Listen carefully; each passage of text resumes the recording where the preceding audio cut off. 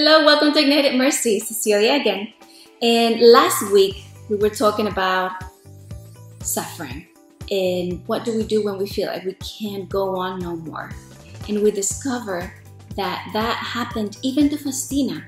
And in moments like that, in periods like that, she could not find consolation in prayer, in meditation, in reading.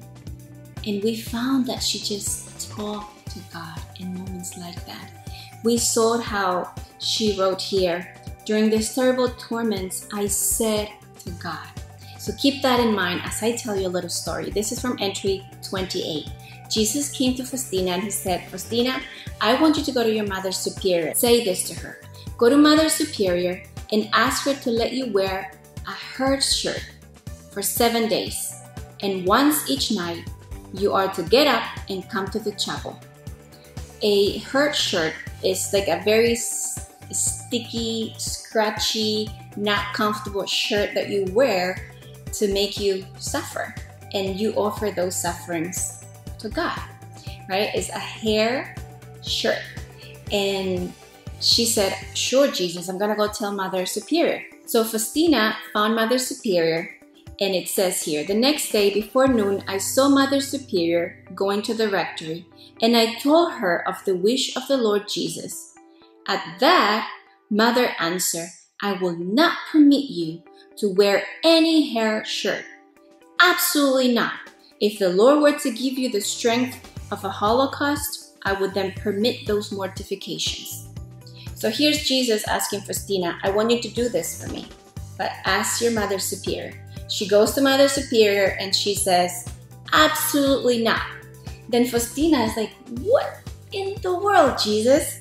She continues, I apologize for taking up Mother's time and left the room.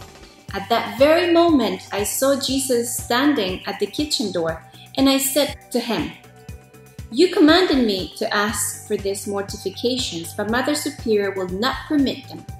And Jesus said, I was here during your conversation with the Superior, and I know everything. I don't demand mortifications from you, but obedience. By obedience, you give great glory to me and gain merit for yourself. So, when we are going through suffering, what is it that God expects from us? Does He enjoy our sufferings? Does He want to teach us a lesson? Does He want to get back on us?